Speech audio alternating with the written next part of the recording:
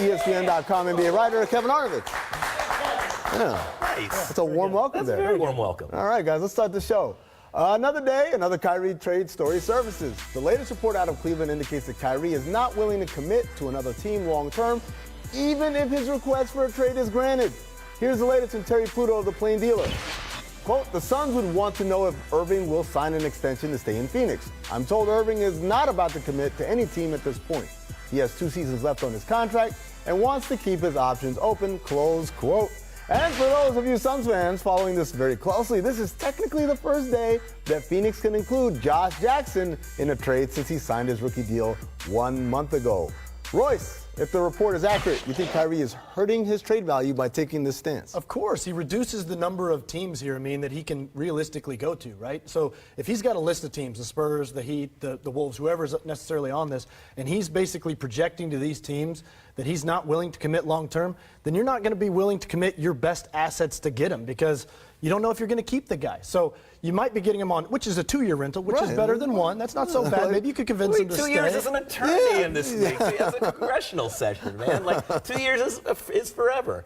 Look, what you're getting is not a long-term commitment. You're getting 2 years, which isn't chopped liver, but you're also, you know what you're getting?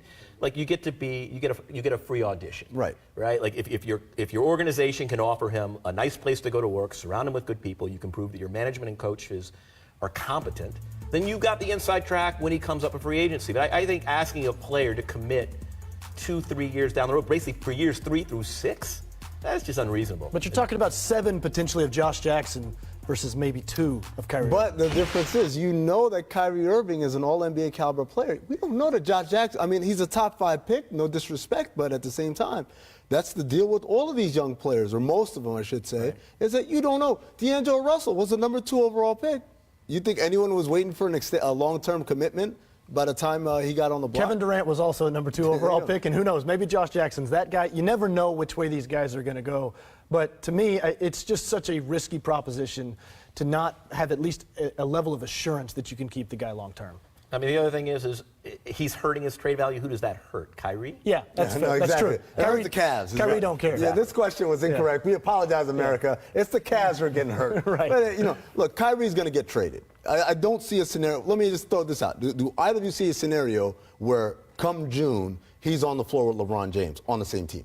Come June? Yeah. Probably not. I think there's a chance. You do?